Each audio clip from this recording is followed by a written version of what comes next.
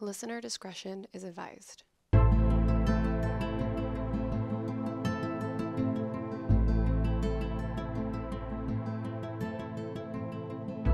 Hi everyone, welcome back to the I Should Totally Be Dead Right Now podcast, where we tell true stories of survivors of true crime, natural disasters, and everything else in between. So this week we have Paul. Hi, Thank everybody. you, Paul, for coming as Hello, our guest. Paul. Thank you. And of course, Michelle. Hello, Michelle. Yeah, I'm here. She's Fuck still all here. y'all. You can't get rid of me.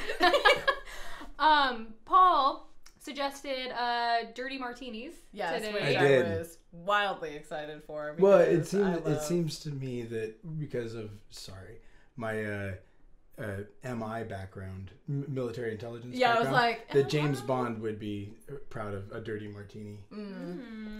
James Bond did like shaken, not stirred. Isn't that what he always says? Mm-hmm. Yeah. We shook the shit out of him. He did. But as I learned from Blake Lively, Okay. a simple favor, Yeah. you should just really start with just frozen martini glasses. That's a thing, huh? That's how they did it. They did it with a lemon twist, which I've actually never tried. And you have frozen gin. That's the key. So, but for us, we actually got Grey Goose Martini, Yep. Yeah. olives, olive juice, and when we just sort of... Vermouth the rim? Yeah, that doesn't sound... Or coated the inside. Coated the inside, maybe? That sounds I don't better? know. I don't know. It doesn't sound good either way. You don't like vermouth the rim? I sure do not. That is wildly upsetting. Sorry about it. All right. So we're gonna have Paul go first because he has two stories. I'm gonna go in the middle, and then we're gonna end it with Paul's. Paul's got some... Well, I guess they're all real life stories. But Yes, real this life, is about him. Yeah. he Yep, lived stories. Yeah, No, so these this are, is these are gonna my be- stories. Yeah. Okay. We've never heard these, so this is My very exciting. my military career was fun. Okay. I had a good time. All right. So, what is story number one? Maybe set the scene for us. Okay, so set the scene. What year is this? This is 2011. 2011. It would've- I tried to figure out how old I was. I was 8 years ago. She's already rolling You her were in eyes your at me. like 30s. You're okay. Okay, we don't need to be like, you were clearly in your 30s, obviously. That's what it felt like. So Michelle was 14, and Thank Wrong, but okay. sorry. Let's see. Yeah, so it would have been 2011. It was September, so around this time Okay. of 2011. We were in Pul-e-Alam province, Afghanistan, which is a fairly mountainous. It's on the eastern border, well, not border. It's inland a little bit. You can't see Pakistan from where we are. We were on the top of a mountain. I feel like I need to pull up a map already. Yeah. Fob. So where I was, Fob Shank. That's where I was stationed. Okay. For the majority of my deployment. Anyway. You were deployed from when to when? I was deployed from. It was shit. It would have been. These drinks are strong. I know. I'm sorry. Yeah, we. If you don't know, it's fine. No. I was explain how 2000. we So made drinks? I fine. I'm just trying to remember the exact months because I left in 2010. It was November of 2010 to April of 2000 no. Excuse me. Yeah, 2012. Okay. We came so back you- April 2000. I was there all of 2011, and then a couple months in 2010, and a couple months in 2011 because I volunteered to stay longer. So at the time that I was in Afghanistan, there was like right at the time that they were getting rid of the stop loss thing. You remember stop loss? Probably not. You guys No. never were in the. So stop loss for people who don't know. I don't Stop know. loss, and especially like for your Australian listeners, by the way, good day, mateys. Oh God. I We don't have any more. Because somebody said good day, mateys. No, That's I said, why. I made I like a made- pirate. That's what I said. Listen, I love, I They listen agreed to with an me. exorbitant amount of YouTube, and Aussie Man Reviews, that guy's awesome. Like, shout out to Aussie Man Reviews, like I love your stuff. If you Okay. listen to, anyway. So you're in the army. Yeah, I'm in the army. Yeah. Caitlin, So bring this us is back. September, it would have been September of 2011. About midway, well, a little bit past midway point through through my deployment. Okay. So I was, which is why I was in the seat that I was in. So screw being halfway through your deployment because you know what's going on. You know your environment a little bit more at that point. Okay. I was assigned to a special forces team. So my deployment patch is a SOCOM patch, but I always like to preface or let people know I am not a long-tabbed special forces soldier. That's not me. I was intelligence. What does just that happened mean? to be assigned. So What does long tabbed mean? I hear that. I don't know what that Oh yeah, means. well Joel would know that term. Okay. So no, because he was in the Army. Yeah. That's why. So long tab is when somebody goes through SFAS, which I went through. That's your Special Forces selection, Okay. right? When you go through that basically allows the Army to say, yeah, you have the right mindset. You're not completely fucked up. I can say fuck, right? Yeah. So anyway, so long tab. So I went through SFAS, which is Special Forces Aptitude and Selection. So I did go through that, right? And then when I went through that, it was basically, hey, here's an option. You can either choose to continue on, go through that's called the pipeline, right? And that's where you go and you become. It's like a year-long, I think 14 months long course where that's where you become a Green Beret. Right? You're going to be Special Forces. This is what you're doing. Yeah. But you can't do what I did in the military in Special Forces. There's no Special Forces interrogator, right? Oh, that's so not, you were that's an not interrogator. A job. Yeah, that's what. That. Yeah. I should preface that. I should have said that. So my job in the Army was I was an interrogator. That's what I did. Oh, interesting. So it was a very cool job. It was a lot of fun. And what I was, once you get into, I'm an interrogator, right? You kind of get placed or shown two paths. You can either be a field interrogator or what we call a JITIC interrogator, Joint Detention Intelligence Center. Okay. JITIC, JDIC. I'm not repeating any of this. Yeah. So the JITIC is like a prison. It's a big prison complex. That's where the detainees are kept. If you went down to Oregon State Penitentiary, it's exactly the same. Anyway, so the JITIC interrogator, and I chose to be, I somewhat chose to be, somewhat got voluntold that, hey, you have an aptitude for this, so this is where we're sending you. Okay. I'm super blessed because of it. I got to go and basically be a half infantry Special Forces guy that just happened to have, instead of being the first guy in the door, I was most of the time the last guy in the door. Asking all the questions. But I was still in the door, damn it. You know what I mean? Yeah. Does that make sense? Yeah. And then like when so I got to see some cool stuff. Like Yeah. I'm pretty proud of what my deployments had in store. I also went to Iraq, but none of my stories are from Iraq because Iraq was boring. Oh. Afghanistan is the Wild Wild West. Okay. Iraq is different. How long were you in Iraq for? A year. A year? Yeah, I was in there so for you got 2008, a year and a half over in Afghanistan and then another year in Iraq. Correct. Okay. Okay. I'm just So, but putting your time together. Iraq wasn't boring. I shouldn't say Iraq was. It was for me. I was doing JITIC interrogation at that time. So you were mainly working in I the was prisons early. at that I was point. early. I was a PFC. I What's joined PFC? private first class. Okay. I thank you. was low dude on the totem pole. I was nothing special. I wasn't doing anything hua, and I wasn't doing anything fun. But when I got to Afghanistan, that was later in my career. I had gotten picked up. I had That done was some gonna be my next things. question. And when I deployed to Afghanistan, I was at the perfect point in my career that I was getting to do all the fun shit, but I was in charge of nothing. And I got to see some cool stuff. Like I just got to see some really unbelievably cool shit that I'm unbelievably blessed to have Give experienced. us an example of Just- this cool shit that you got. I mean, I think for me, maybe it's unbelievably cool shit just to me, but like drastic heroism. Just seeing guys that, because I was attached and assigned to who I was assigned to, I got to be witness to guys who were just unbelievably talented in the gift of being a badass. a badass. And yeah, for lack of a better term, I got to be witness to guys who were they were truly at the peak of their careers of being the most badass motherfuckers that the United States has to offer. So good luck. Essentially all of our like Chuck Norris plus Yeah. The Rock type Yeah, like fantasies, all those you guys. got to see Like- just unfold in like- front of you.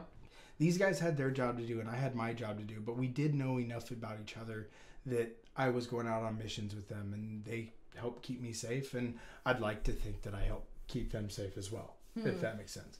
That's when I get roll to in. I roll in. Yeah, here comes, dweeby interrogator dude, who's surrounded by Rambos. Yeah.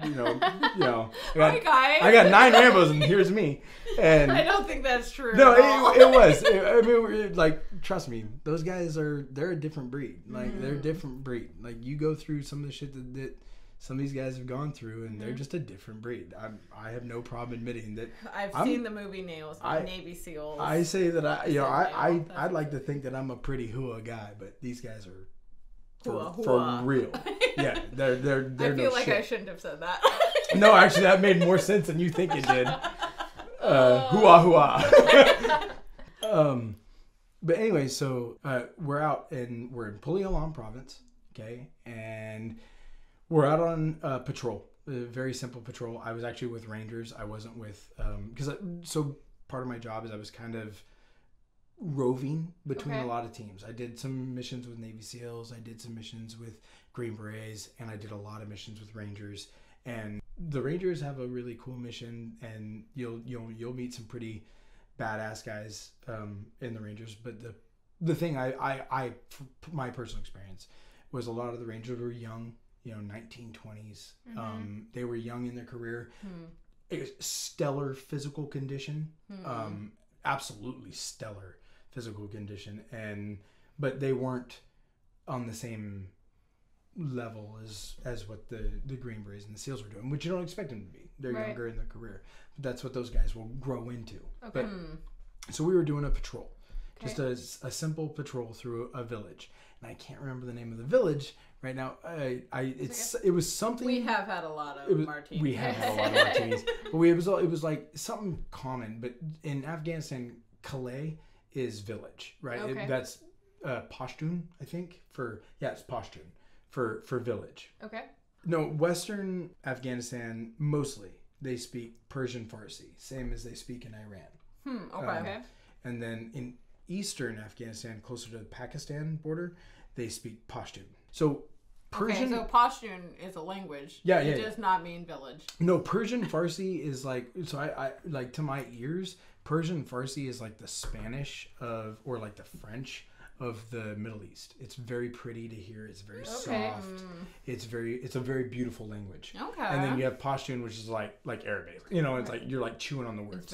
It's very it's like German, Yeah. Yeah, you know what I mean? Back of the throat. Anyway, Pashtun. So the Pashtun word for village was Calais. Okay. And so most of the villages, the Calais. Yeah, most of the way the naming functions go is such and such Calais, right? The name Mohammed, Calais, Mohammed's village or whatever.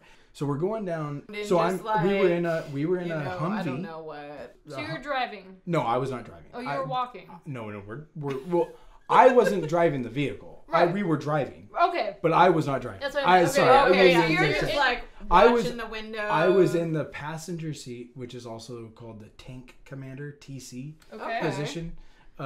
So I was in the TC position, and the driver who was driving the vehicle, which is part of the reason why I can tell you the story, is my driver, who was a private first class, young Ranger.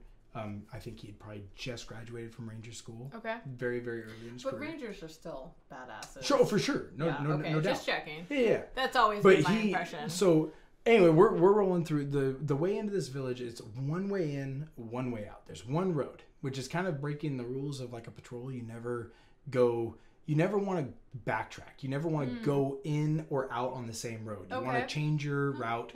That way nobody can ambush you or plan an assault or whatever. Well, this particular village, you don't have a choice. We have to patrol the village. It has to be patrolled. Okay. And there's only one way in and there's one way out. Don't fuck it up. Okay. So we had gone into the village. I might need another drink. No. We had gone into the village and we had done our patrol and we had gotten RTB, return to base, and now we're on our way back. And when we got that on the way back call, I remember, so me and the driver, this PFC, we're talking. We're bullshitting. I don't know what we're talking about. We're probably talking about girls. But anyway, the ladies. Yeah, chances are. But anyway, we're either talking about girls or we're talking about Call of Duty, which will actually bring us up to the next story that I have. Anyway, I remember talking to him and I'm looking at him, right? And I'm in the passenger seat and I'm looking at him, and then all of a sudden I can see it in his eyes. Like there's like terror. Fuck, terror in his face. And I just remember turning around and looking out the window, and that Humvee was up armored, right? So it's I've seen Iron Man. I know how it works. I'm in an armored box, right? You know, but I'm looking out the window, and there's a Afghan individual on his taking a knee, and he's got an RPG over his shoulder, and he's aimed directly, at me. It's boom, here I am. Oh my god! So you're talking about one of those big motherfuckers. Like think of like a bazooka, but with the conical. Oh, yes, a rocket launcher. It's a rocket. Well, that's RPG, rocket propelled grenade. Oh, okay. There launcher. we go. That makes me want to kill myself. But yeah, okay. Yeah. So holy cow! So it was pretty. So intense. he's there. Fucking, you're right rolling by, yep. chatting about ladies, and most likely. Yep. And you fucking look over, and there's this motherfucker with a rocket launcher. Yep. So how far away from you was he?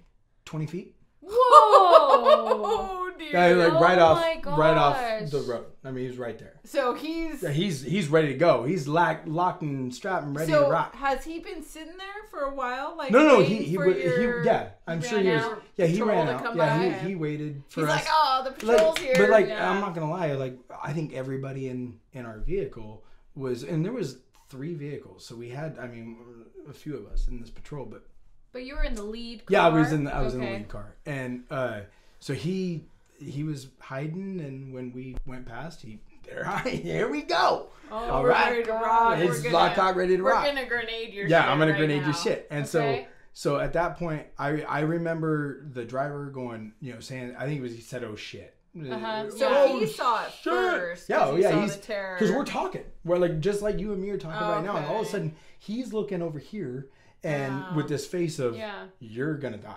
Like, hey, it was good talking to you about girls and Call of Duty, but you're fucking dead. We're about to send you home. Yeah. So sucks to be you. Awful. So I was like, yeah. So anyway,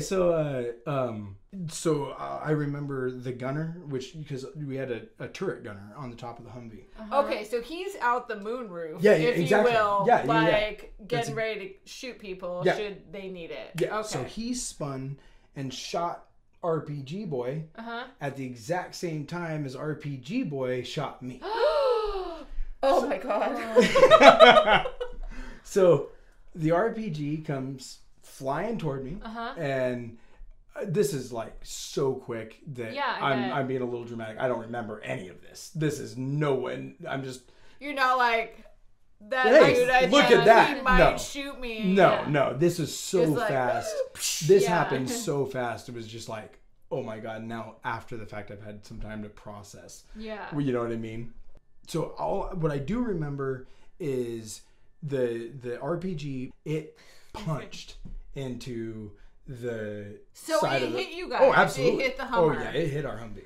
Oh my god. So it hit our Humvee, and it didn't I won't honestly it picked to my feeling, what it felt like to my body was like the whole Humvee got picked up off the ground and scooted over 5 feet and slammed down. I'm sure for the guy on the outside who was looking at the Humvee, it just moved over a couple inches. But the way it felt, with the way it felt and the noise, I just remember being loud. It was so loud. Anyway, but the RPG had, and then I got knocked out. So I bet. I don't remember. So you're outie. I'm outie. So this is just from here on out is until I got woken up is what I've been told. Okay. Was that the RPG punched in? It went in between the top of the tire. Okay. And the bottom of the wheel well, and it punched into the engine block. And then when it punched into the engine block of the engine, that's where it exploded. And the firewall of the up armor in the Humvee actually contained the explosion, but then also the RPG that they used was a Russian RPG that ended up only half of the explosives in the cone actually went off. So because only half the explosives went off, and we had the up armored firewall.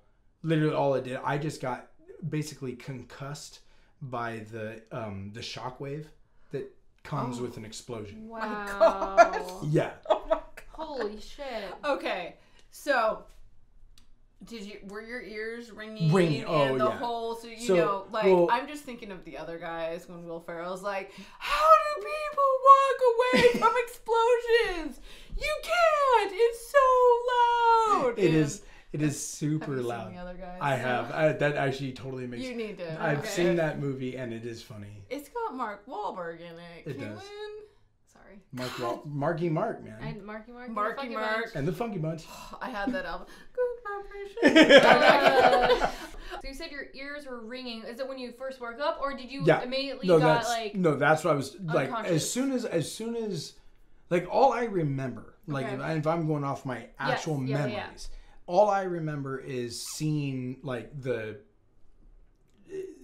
burst of flame right. from that guy. Yeah, it was like Hitting the you RPG. see. Oh, it was so quick. I mean, Yeah. it He's was. firing some Yeah, shit over like there. I'm like, oh, it would like you just don't have time to react. react. There's Yeah, no yeah. reaction time. There's no thought process behind it. There's just okay, and you're dead or whatever. And so that's what it feels like, I guess. So if But- you died, like in that, if you had in fact died, you probably would have been like, okay, yeah, and cool. then Like it would have 1 been second, instant. I think it would have been whatever death holds Yeah. for us on the other side. instant. Right. after Whatever that. comes next, that's what would have been. Right. So it was that fast. I So I didn't. always imagine you thinking about it. No, you don't I have think any time to think. way about it. There's more. there's like, no. I think in There's some no situations slowdown. you could, but with There's a no fucking rocket slowdown. launcher, I don't think you got much time. No. Yeah, it didn't happen to No, you? there's no life flash. There's there's nothing. It's just Oh. and And then you wake up. and then you wake up. And then I woke up to my ears ringing. And I remember it was kind of like movie scene a little bit where you see like the guy who got blown up. He wakes up and there's the ringing, and then there's a guy talking to you. You can see his mouth It's moving, like, but it's like, right. And then it comes back into focus. Are you okay? Are you okay? Yeah. And I just remember. So like, was it your army guys or was it Yeah, hospital guys? No, it was army guys. No, Okay. like I was only probably knocked out for a couple Like of 30 minutes. seconds. Oh, Yeah, okay. like I Okay. was still right where I had been left. Okay. Like Okay. all I remember was I was sitting in the seat and then getting like dragged out of the seat, and like I remember the thud of like falling on the ground is like what woke me up. How interesting. It was like, oh, and then, Oh, I'm here. yeah, are you okay? Yeah. And yeah, I'm okay. Yeah. I think. Huh. And then you could feel them. I could feel them like touching my body all over, just checking to make see if I sure. was bleeding anywhere, Okay. and I wasn't. And so I remember, then I remember getting dragged to, and like kind of like I'm kicking my legs, getting dragged Yeah. over to another vehicle, and I was thrown in the vehicle, and then we were gone.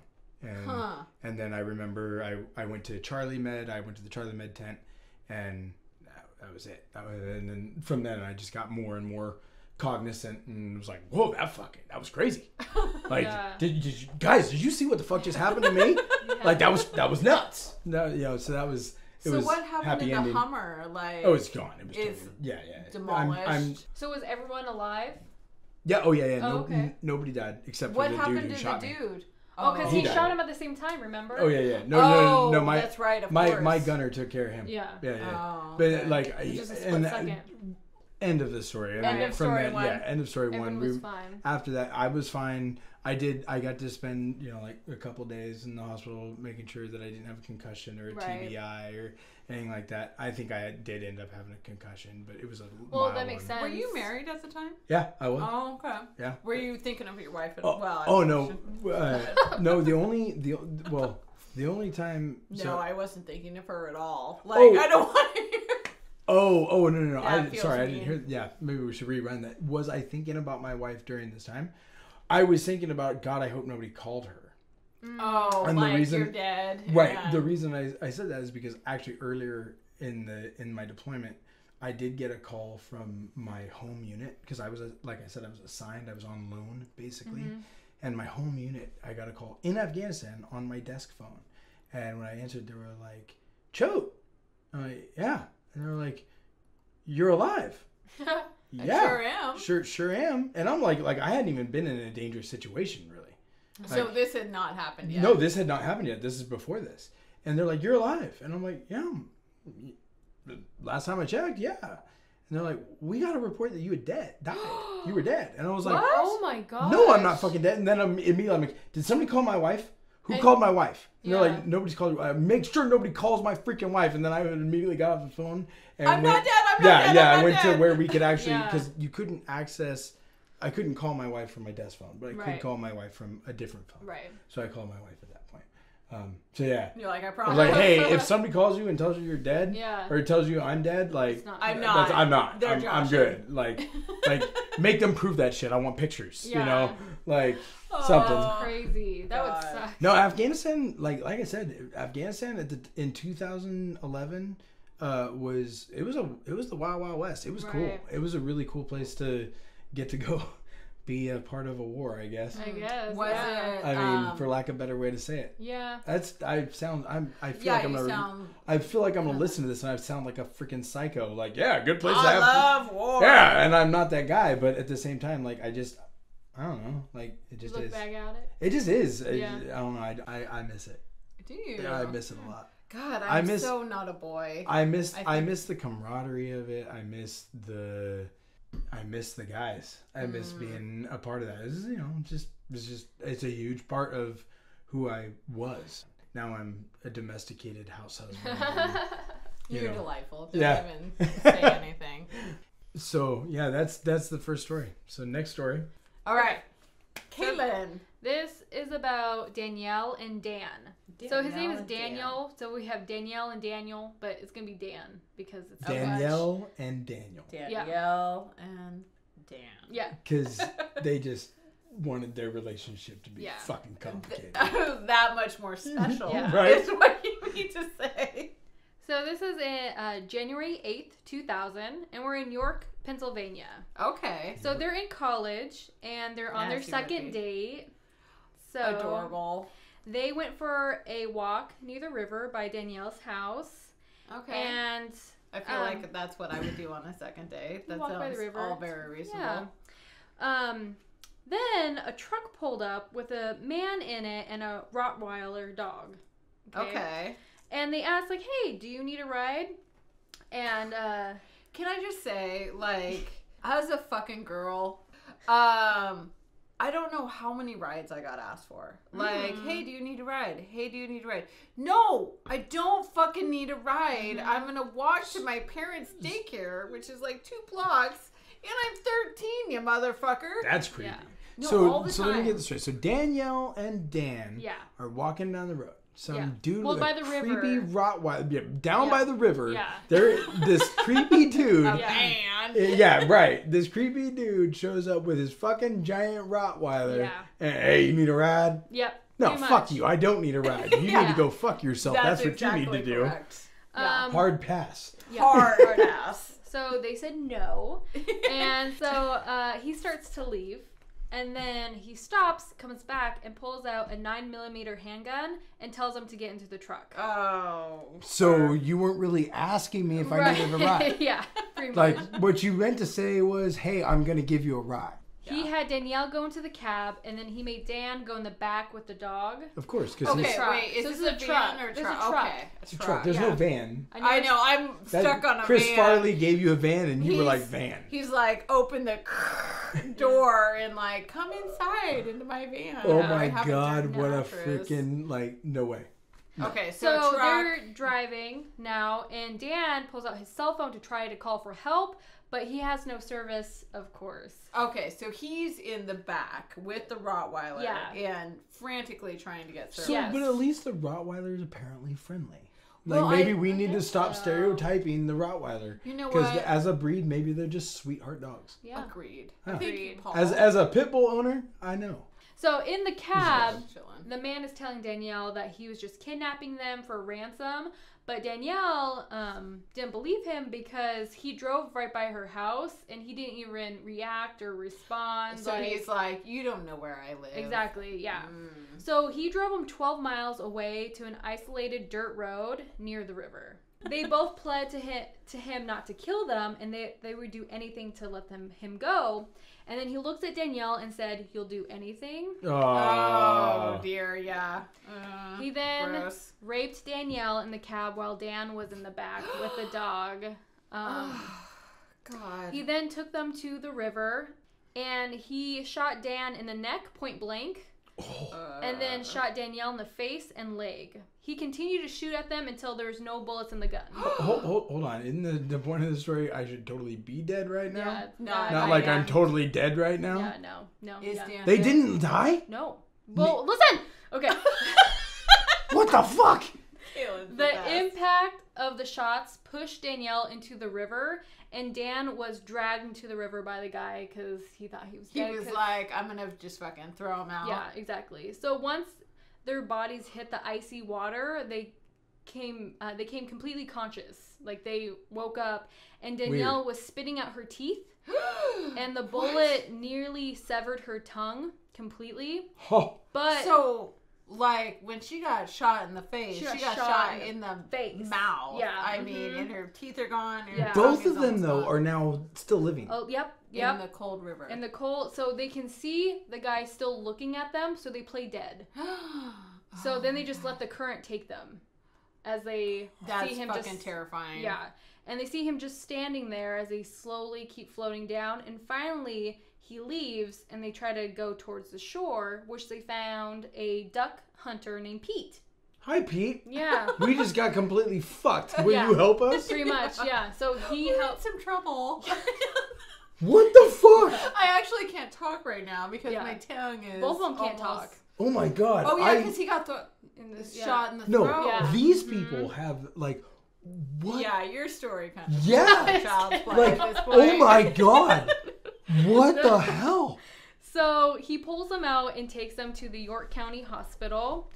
Danielle has a lacerated tongue, and her jaw was severely damaged. They said the doctor said it looked like Rice Krispies because it was so shattered in the jaw area. Oh my god. They had to put her in an induced coma to help her get stabilized. Yeah, because you start twitching and doing all kinds of weird shit, and that is not good for your health. Dan had the bullet pass through his windpipe, and they were worried that the bone fragments, that it could nick an artery in his neck, causing blood clots, and that could lead to a stroke. But luckily, it did not. Oh my god. Are you fucking kidding? Yeah. So police were able to find the crime scene the next day because they had to figure out, because they floated down, so they didn't know where it was. But The place with a whole shit ton of blood. That's where it was, son of bitches. Well, it's all in the river now. I don't give a... There's blood on the rocks. Yeah, actually, there Like, had to have been. I mean, I'm just assuming that their river looks like Oregon rivers do, but there's Probably. rocks, and that's going to be covered with blood. But, dude, you shoot me in the face, and we're going to have words. Like, We're gonna chat. Are you we're going to chat later. So since Danielle was in a coma, detectives questioned Dan. So he actually wrote down a descriptive statement instead of talking. This dickhead was bald. He had... No, yeah, he described the truck. See? No, well, Always bald guys. No, it wasn't. He wasn't bald. He described the truck, the kind of shoes he was wearing, the dog's name, Sam. Sam. See, that's why he was friendly. There's no such thing as a grumpy dog named Sam. I know. Are you kidding me? So We'd police, be best friends. yeah, police were actually able to identify the man quickly thanks to his description. The man was William Bamner. So he was a York resident with prior arrest records. Of course he was. Yeah. So William was staying at his girlfriend's house, who she had kids. So the police staked out the house until the girlfriend and the kids left, and then they stormed the house. And what they discovered was the shoes that was described with blood marks on them. Weird. They also found the 9mm gun, and they found Sam in the house as well. Poor little Poor Sam. Sam. You know, Yeah. adorable. Oh, I just spilled juice. So, or it's not juice, I guess. It's not juice, but I'm going to finish it for you. So, what was it? that's Oh, sad. so he was arrested, but he refused to plead guilty, even though the evidence was clearly against stacked him. against him. Wait Yeah. a second. Like, he basically got caught red-handed and... Yeah. No, wasn't me. He pled not guilty. pretty What much, is that yeah. song? Wasn't me. Yes. Right Shaggy, on. yes. Yeah. Wow, you're thank you. you're just a straight up douchebag. All right. I So, will agree with that. Yeah. They had to go to trial, so both Dan and Danielle had to testify against him. So that Can was you imagine having to look at the guy who did that to you in the face yeah. in the middle of And be court like, and be like, that guy right there shot me in did the this to throat. me. Yeah. Like, that's Yeah. intense. That was That is only intense. That's an intense encounter. yeah. That was only 6 months after the attack. So they went to trial pretty quickly. For Yeah, they real. did. Yeah. Like, dude, you just did this to me. I'm still in recovery for Yeah. what you did to me. And I got to tell everybody, Exactly. this guy right here that doesn't look all fucked up like I look like, he Yeah. did it to me. Yeah. Fucking these poor people. Yeah. During trial, William was found guilty of Damn right he was. Was he? Yeah, of kidnapping, rape, and attempted murder, and was sentenced to 117 years in prison. 40. He was 40 when it happened, so he'd Well, probably be wait. 60 Isn't at this? least. Yeah, I was gonna say, isn't this 2000? Let's look back. It's 2000, yeah. Okay, so 2000. yeah, it's Two- almost 20 years from now. There was no article saying that he had an appeal coming up. So he's in his So- 60s now. yeah, This dirtbag. yeah, He'll probably die in prison. Hopefully. Good. He freaking should die in prison. yeah. Agreed. It was a hard and long battle for Dan and Danielle to recover physically and mentally. Weird. Yeah. Just 4 months after the attack, Danielle told her story at a Take Back the Night rally that was against rape. So she stood up and talked about her story in front of the whole college. Oh gosh. And she said that it gave her her power back and her strength from him that he took initially. Dude, I couldn't imagine. Holy it's shit. very upsetting. That got deep. This did fucking get this deep. got Okay. deep quick. So, in 2005... This is a crazy story. Poor Dan and Danielle. In 2005, Danielle married Kevin, who she met in college. And Poor Dan.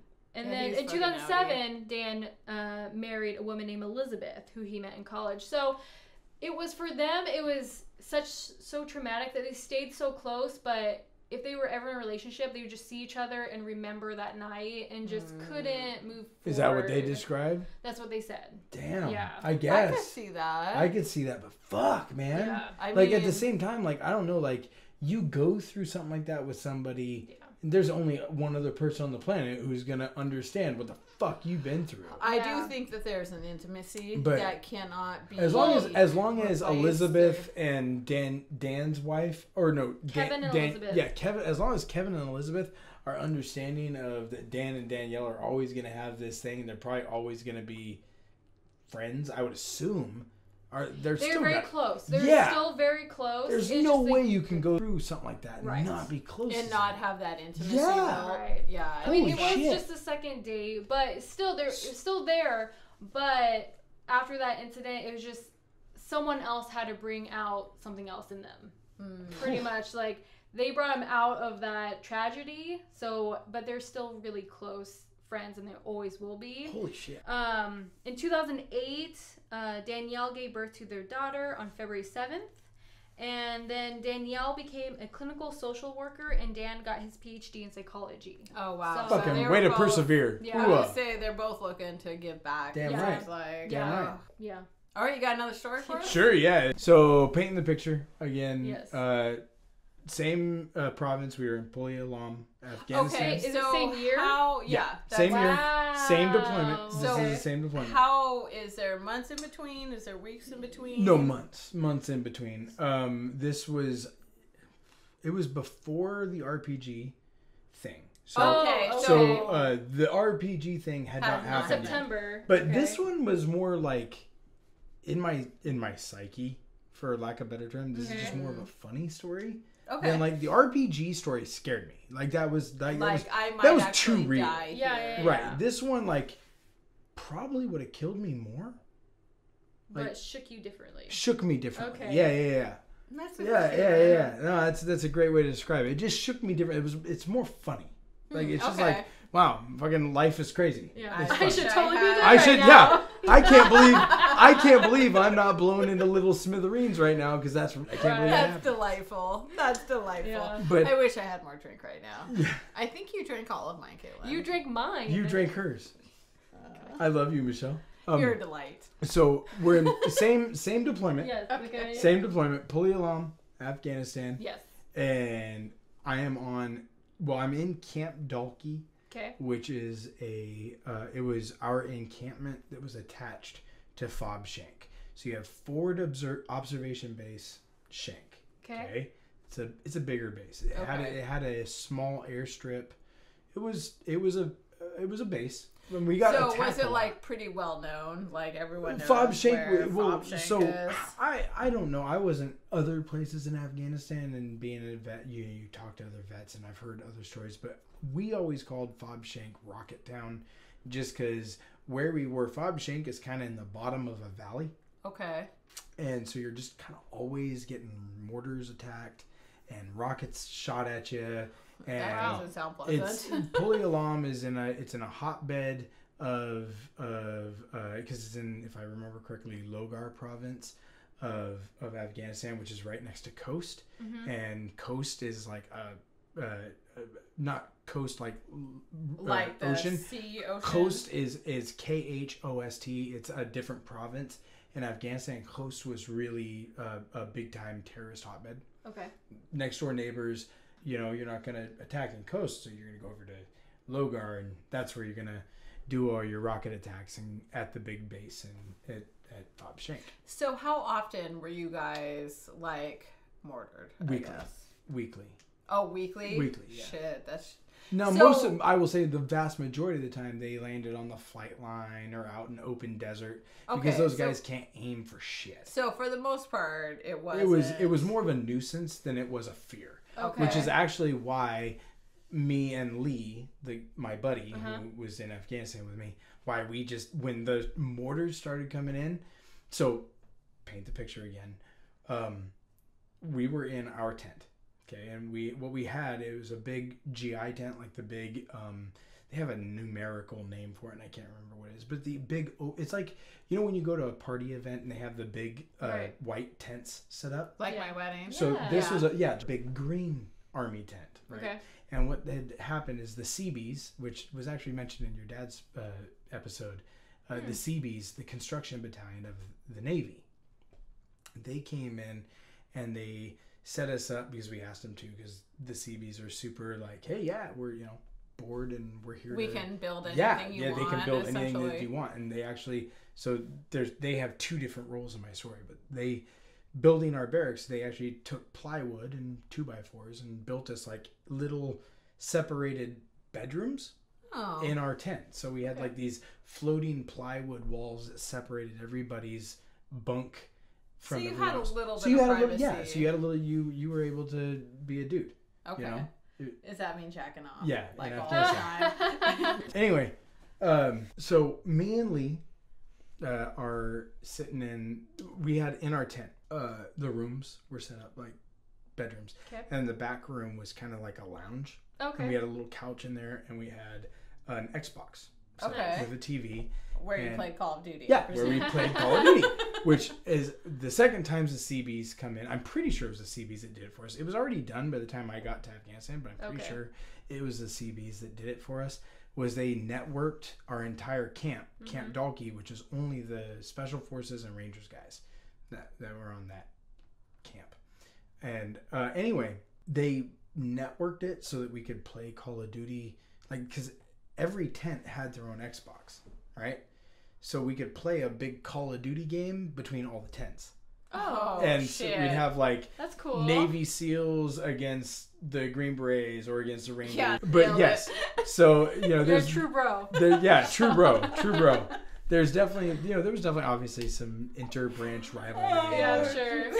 So me and Lee are sitting there and we're playing Call of Duty, and a mortar comes in. So mortars in Afghanistan, well, at least where we were, and I think it's pretty common, is they always come in threes. I don't know why. Interesting. It's just maybe that's just their modus operandi. Is that's what they're gonna do? Is they're gonna 3 at a time, right? Boom, boom, boom. Right. But they're not that fast, because you got to remember they're From a plane. splash, and then that's when the Yeah, are they from a plane? No. No. A mortar is like, so you have a big tube, right? Maybe about two So and a I'm half. essentially sitting on the side of the road with a cannon. Correct. Oh, And then what okay. you're doing is you're taking this rocket, Yeah. usually about that long, and you're dropping it down the tube. And when it hits the end of the tube, there's a little spike at the end of the tube that hits the primer So it's probably Okay. on the rocket. gunpowder or Exactly. something. So it goes down on the striker. It goes poof, up, and then it goes, and then when it comes down, it's like. Okay. That's how. I mean, that's probably. I don't know how that's going to sound on the mic. Well, I'm curious, Yeah. but that's how it sounds in your ears. It's Okay. like a whistling hiss. It's super Okay. fast. People like the cartoon Wile E. Coyote. Woo, Yeah. Yeah. It's not like that. It's not like Okay. that. It's like this high pitched fast sound, and then Okay. there's a boom, this deafening So explosion. shit's blowing up all around. Right, where it's right. hit. Okay. So anyway, we're sitting there playing video games, and we hear the whistle and the splash of the mortar coming in. And I looked at Lee, and we're playing, so the other thing was, because like I said, most of the time when the mortars come in, they were nothing. It was, if I ran to a mortar or if I ran to a bunker, every time a freaking mortar came in, I would spend my life in the bunker. And that was really a lot of the guys' mentality. It was If I hear yeah. mortars, I'm not getting in a bunker. That's Right. dumb. Like, it's just, I'm gonna continue playing Call of Duty. I'm gonna keep playing and Call of fuck Duty. all y'all. Exactly.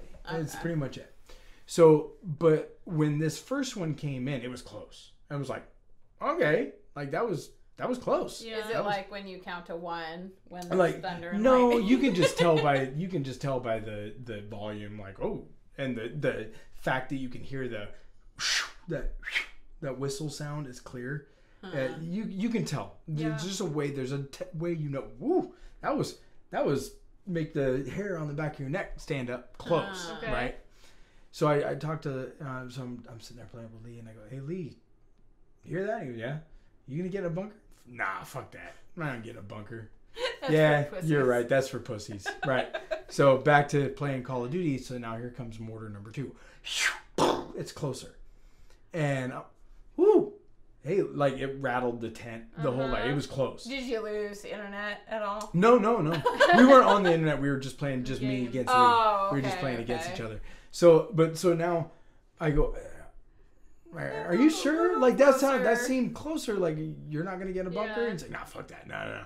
I'm like, all right, well, cool. But I'm going to go see what everyone else is doing. Because that was close enough that, Yeah. like, I'm a little concerned. at I'm this thinking point. maybe we should get into a bunker. Yeah. Like, maybe. So we go, thank God, when I walked down to the end of the tent where the door was to get out of the tent, Lee followed me. And so I stick my head out of the tent and I'm like looking around and I can see the bunker at the end of the road where our tent is stationed and everybody's in the bunker. And there's a guy sticking his head out and he's like motioning to us with his hand. Right. Giving us the get the fuck over here Yeah. sign. Oh my Like God. this. Why are you they- playing Xbox right now? Yeah, why are you not doing what you're supposed to be doing, you dumb fuck? And Yeah. like me and Lee were like, oh no, this is for real. I'm like, okay. This feels So more serious. this all of a sudden seems more dangerous situation. So me and Lee we just come dumping out of the tent. Now that we've seen everybody Yeah. else isn't like they're in the bunker. I'm running for my So we're yeah, we're I'm running for the bunker. And so we got about probably a little bit more halfway because we didn't get hurt. We got I felt like anyway, we'll get to that. Anyway, so the next mortar comes in, it hits our tent. So if you Whoa. guys had continued to play Xbox, I would not You be. I would've would been totally dead. be dead right now. Whoa. Oh, Yeah. OMG. So Lee's Xbox got destroyed. I remember what my big thing was. I lost my coffee maker, which you don't. I get it. I know immediately don't- already. You don't even Don't need to try to make me explain survive anymore. without coffee. But hey, shout out to Portland Roasters. They hooked me up. When Aw. they made sure, or Stumptown Roasters. Oh, They okay. they hooked me up. They made sure I had my coffee back. All right. So anyway, but yeah, no. So we got like 3/4 of the way to the bunker, and I just remember it almost felt like if you're running, right, and somebody took their hand and put their hand on right in between your shoulder blades Yeah. and just shoved as hard as they could. That's what it felt like. And I did end up I hit the ground, but I rolled, Wow, yeah. so it wasn't it was just like a shock wave of pressure. Okay.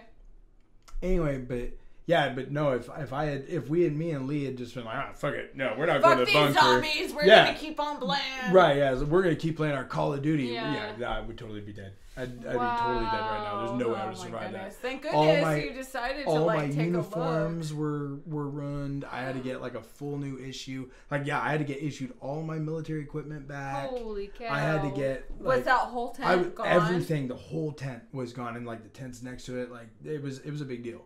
Like it was a big deal. Yeah, but that was like I had to get a full new issue, the whole nine. The first two didn't hit. No, I think the second one hit a truck. Oh, okay. I want to say that there was, and not that they were aiming for right, that truck. right, It just happened to hit a truck. Okay. Right. They were just aiming. Okay. Yeah, I think it hit one of the Toyota Hiluxes that we had there, and those are sweet trucks. I was like, that sounds fancy. Dude, they were cool trucks. They're like Toyota Tacomas, but they're diesel. I would say like on crack. No, they're like Toyota Tacomas, but ran with a diesel engine, and they got like this super really good reinforced suspension on them. They were great little pickups. I wish we could have them here in the United States, but we can't. They're actually illegal. I don't know why. Oh, interesting. Yeah, you can't have them in the United States. But man, we rocked. Says you. We rocked. rocked. I'm fucking on a mission. No, we rocked the fuck out of them. If you figure out how to get them here, I want one because I'd love to have them. They're awesome trucks. That out. Who the Well, fuck that's am crazy. I? So you didn't get any injuries, just the tumble. No. I actually, I like. It's interesting. Like I have the experiences I have. I don't have a Purple Heart. I have really? No, I have no. Well, I guess you weren't. I was never injured. I was never injured. I never had a TBI. Which you should have been. What about people around you? Like, do I know people majorly injured? Oh, for sure. Oh, yeah. From these two stories? Not from those two stories. No. Those actually, both those that happened to me. The guy who would have gotten injured was me. And or Lee, fine, or Lee, and Lee was fine too. But yeah, no big injury stories from those stories. Wow. Do you think about it often? Not usually. No. I don't usually think about it at all, except for when I'm maybe doing something like this, or when you're like some bitch is asking. Yeah, you like again. right. No, well, like not some bitch, but yeah, but like unless somebody's like asking me about my time again, which I don't mind. Yeah. But I maybe it's a gift. Maybe it's just something I am able to do because I know my grandpa. What is that compartmentalization. Thank you. my grandpa is a Vietnam vet. Mm-hmm. He was Marine Corps infantry in Vietnam. He did 3 tours, and he's the same way as me. You can ask him about his Vietnam tours. He'll tell you the stories. He has no problem with it. He has no problem telling you stories. I have no problem telling stories. Yeah. And then maybe after I'll be a little bit emotionally exhausted. Like right now I'm feeling a little bit like I need to play guitar right now. Yeah. That's Michelle. Well, we will play guitar later. But that's my thing. That helps me. I can just decompress and get my stress out, and I can play my guitar, and I'm good. And I'm feeling like I need that, but I don't have a problem talking about it. Like it doesn't bother me. Some guys do. I don't. Interesting. Well, dang. But I mean, that's fucking crazy. Yeah. No, that you really should be dead with these 2 bombings, these pretty much. like RPGs and mortars. But I had very little direct fire where they're shooting rifles at you. Right. I had a couple stories like that, but nothing major. Nothing major. One. So did you ever get hit with a bullet? Did I get shot? Yeah. No, I never. Well, I just want to be clear. Listen, if I had ever been shot, that's the story I'd be talking about. Well, you never know. It's like I've never. It hit off my no. I would. That's the story we'd be telling. No. I got shot at, but not really. Never hit. Yeah. Even I don't think a bullet probably ever got closer than 2 feet from me. Okay, well that's 2 feet closer than a bullet's ever been to me. Okay, thank you so much, Paul, for being on this podcast. We really do appreciate it. Your stories were great. Good. Holy cow. We're not clear why I'm not fired from this podcast. Yeah. We're not. We do appreciate your time. Thank you for the drink suggestion. Yeah, dirty martinis. Those are Michelle. favorite. They are. Thoroughly enjoyed the dirty They're martinis. My kryptonite. Yeah. We can tell. I'm so proud of you right now. Yeah. I was like, fuck's. I don't even know. Shit's gonna get crazy. Yeah, that's what I was trying to say. I am so proud of you right now. Oh, Jesus. So if you would like to follow us, we're on Instagram and Facebook at I Should Totally Be Dead Right Now. Facebook. There you go. And if you have your own survival story, please email it to us at ishouldtotallybedeadrightnow@gmail.com, and we'll read it on the podcast. Caitlin will, not Michelle. We'll see. Just FYI. Or Paul. I'll read the stories. You're coming back. So thank you so much again, Paul, and we will see you guys next time. Thank you. Bye. Thank you. Bye. I love martinis.